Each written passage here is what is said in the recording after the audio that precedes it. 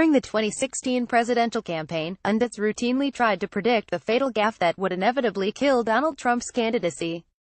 But nothing did the trick. No matter what Trump did, Republicans simply wouldn't quit him. Yet many might have dumped Trump if the candidate had seriously suggested raising taxes. That's apparently something the modern GOP can't tolerate. And Trump certainly understood this, which is why he portrayed himself as an uber supply-side conservative on tax cuts despite heresy on other supposedly core issues such as trade, entitlement reform, and an internationalist foreign policy. He knew tax cuts, along with abortion and Reagan veneration, were a Republican red line that even he dare not cross. It's certainly a harsh indictment to say a political party will overlook casual cruelty in public discourse and the undermining of democratic norms as long as its favored candidate, or even president, supports this or that economic policy. But look at what's happening right now with the GOP.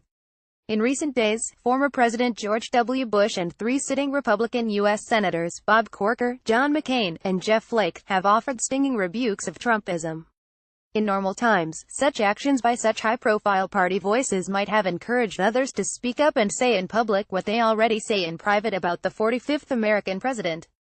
Instead, many Washington Republicans are angry about this spate of truth-telling because it might hurt the precarious effort to cut taxes.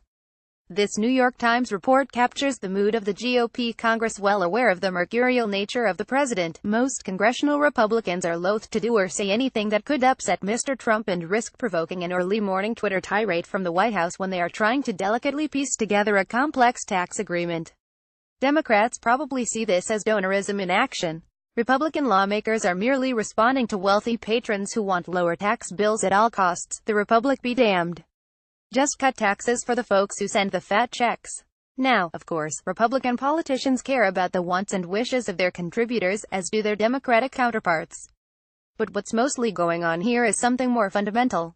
Many Republicans, whether rank-and-file members, big-time donors, or elected officials, simply have an inflated view of the importance of tax reform. If only the tax code were tweaked just the right way, the economy would boom. Just like under Reagan, this is the final opportunity to prevent an inexorable decline, slouching toward Europe. Sure, tax rates and how a tax code is structured are important for economic growth. On this, most economists agree, whatever their political leanings. Unfortunately, part of being well-designed is being paid for, and Republicans are having a hard time with that. And as things stand, the GOP tax bill is not shaping up to be a game-changer, given both its total size or its details. Goldman Sachs, for instance, is predicting a $1 trillion tax cut that raises economic growth by maybe a tenth or 0.2 of a percentage point a year over the next couple of years. That's not nothing, especially with the U.S. economy barely averaging 2% annual growth since the Great Recession.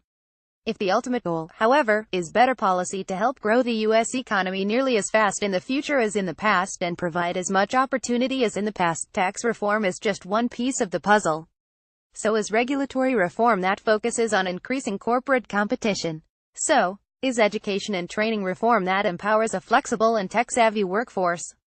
So is housing reform that enables more workers to live where the best jobs are being created. But tax rates rise and fall. Regulations are implemented and then changed or repealed. What must endure are defining values of the great project that is America: freedom, equality of opportunity, constitutionalism.